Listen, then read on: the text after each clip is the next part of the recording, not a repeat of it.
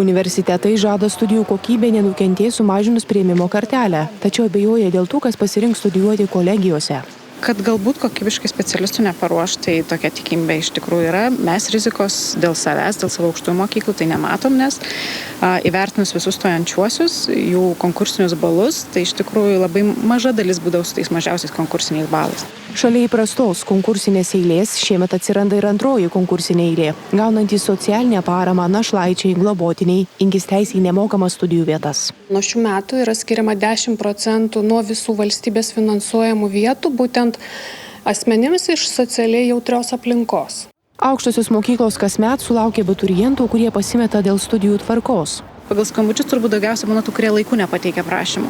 Bet tai nedažniausiai daroma klaida. Nesidomi, kur stoja. Turbūt pagrindinė tokia, sakyčiau, klaida yra, bet čia tikrai tai nėra masinė klaida, jokių būdų. Yra daugybė informacijos apie studijas, reikia domėtis, kaip atrodo tos studijos, kaip atrodo aukštojo mokykla. Priėmimas į aukštąsias mokyklas jau prasidėjęs, bet kol nesulaukia egzaminų rezultatų, stoti drįsta pavieniai. Aktyvumas gana panašus, galbūt truputėlį, kaip sakote, mažesnis, tačiau tendencingai matome, kad kiekvieną dieną daug maž apie 300 naujų stojančiųjų prisijungia ir didžiausio bumo tikimės Liepos pradžioje iki Liepos vidurio. Į valstybės finansuojamas vietas žadama priimti tiek pat pirmakursių kaip ir pernai, apie 13 000, o mokyklas baigs apie 27 000. Gabrielė Grigaušaitytė, Andrius Kalskas, Vilnius.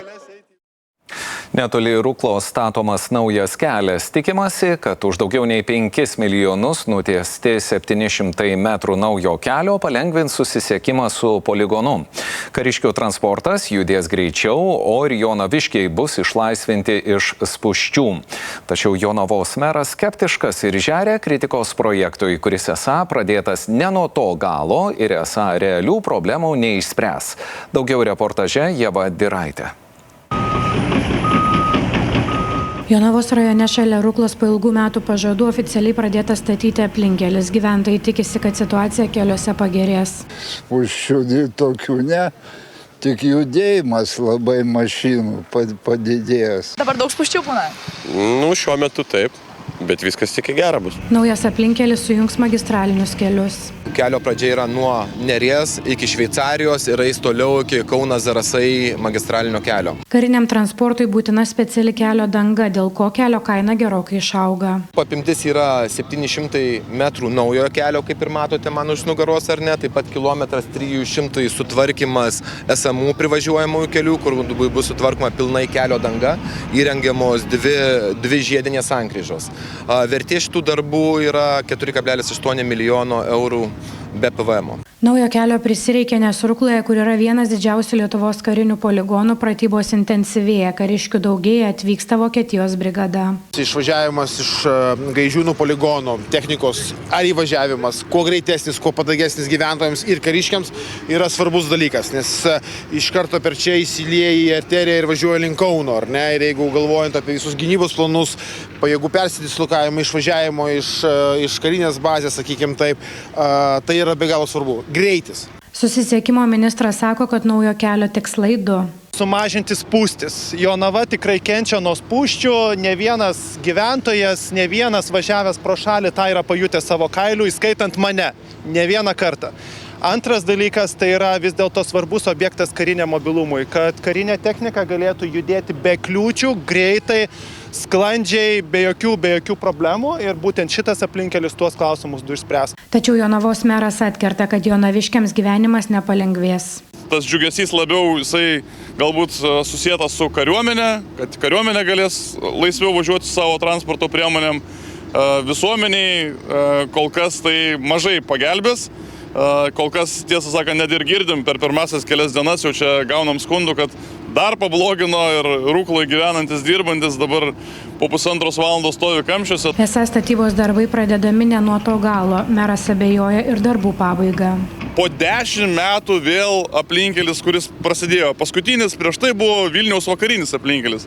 Tai galim įsivaizduoti, kokiais tempais valstybė investuoja į savo kelius ir aplinkelius. Tai jeigu kas 10 metų po vieną aplinkelį tik tai sugebam neužbaigti, tik pradėti, tai labai liūdnas vaizdas. Pasak Kasčiūno, proveržį statyti naujus kelius motyvavo Vokietijos brigados atėjimas į Lietuvą.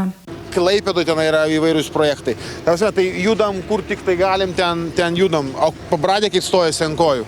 Tai ir tiek kelių prasme, gal kelių mažiau, bet infrastruktūros visur labai stipriai judam, nes mes kaip šalis turime ir gebėti priimti sąjungininkus. Krašto apsaugos ministras sako, kad su dabartinė infrastruktūra sąjungininkai ateitų per 6 dienas iš Vokietijos. Tai laikas, kurį esą reikia trumpinti. Turėjom pratybas su vokiečiais.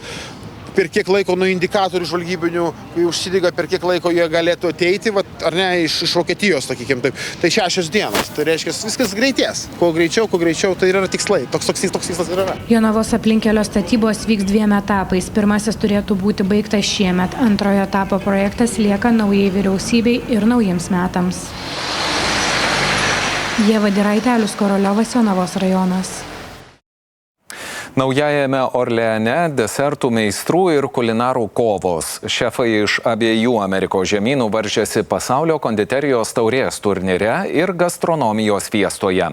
Nugalėtojai kovoja dėl kelialapio į finalą kulinarijos olimpiadą, o ši Prancūzijoje vyks jau kitąmet, rodo Eglė Radušytė. Tai vieni iš prestižinių šefų konkursų pasaulyje ir pirmą kartą vyksta Jungtinėse valstijose, Naujajame Orleane, mieste, kuris garsėja ypatinga maisto kultūra. Man didžiulė garbė būti ne tik Naujojo Orleano, bet ir Bocuse d'Or bei pasaulio konditerijos taurės prezidentu, nes abu renginiai vyksta čia. Tai jau lyg kulinarijos olimpinės žaidynės. Vakar didžiausias dėmesys teko saldėsiams, ypač vyniotiniams, o šiandien varžytuvės pikantiškų patiekalų. Šefai kausėsi rytoj, iš viso 3 dienas. Man svarbiausias skonis, patiekimas, švara ir tai, kaip viską apdorojate, kaip dirbate virtuvėje. Bus daug kitų mažų detalių, bet tai 5 kertiniai dalykai, į kuriuos, manau, visi teisėjai atkreips dėmesį. Šefai iš 9 Šiaurės ir Pietų Amerikos valstybių varžosi ne tik dėl garbės. Nugalėtojai gaus kelialapį į finalą Prancūzijoje vyksiančią kulinarijos olimpiadą. Konditerijos meistrai jau atrinkti savo šalyje, kovoja čia, jie jau vyšnaitės ant torto, o mūsų pareiga išrinkti patį geriausią į finalą Lyone. Eglė Radušytė. Tikrai skanus vaizdai ekrane, bet man atrodo dar skanesni tie vaizdai buvo sporto aistruoliam šiandieną. Nieko skanaus nepamačiau, palyginus su tuo, ką mačiau prieš kelias minutės. Iš tikrųjų, klikiau, rėkiau ir taip toliau. Net neutralių fanų būdamas, tu negali nesidžiaugti tokiu krepšinio šou.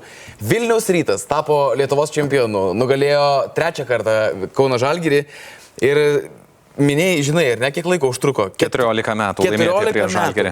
Kad nukaltų Rytas Žalgirį. 14 metų, tai reiškia, kad žmogus, kuris eina į 7, maždaug 8 klasę gyvenime, net nėra girdėjęs turbūt tokio dalyko arba matęs, kad... Tai visos tos emocijos sporte po akimirkos, likime kartu.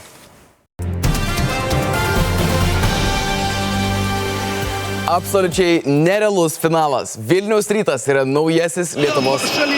Daug čia ir nepridursi. Vilniaus Rytas, Lietuvos čempionas. Lekavičius visiškai laisvas. Pro šalį. Radzevičius atduoda ten Ligorovas, verčiasi į priekį. Nėra pražangos. Ir Vilniaus Rytas po 14 metų. Nuo 2010 metų Rytas pirmą kartą LKL čempionato finale įveikė Kauno Žalgirį. Jauna vilniečių karta tokio vaizdo apskritai niekada nemačiusi. Fantastika, aš manau, net nereikia komentuoti, kas čia vyksta. Po praeitų rungtynių, kai pralaimėjom, išpirko bilietus iš karto, labai smagu, aš nežinau, paskutinį kartą tokį Siemensą mačiau, kai buvau vaikas, tai man labai smagu ir jie turbūt labiausiai šitos pergalės nusipelnė.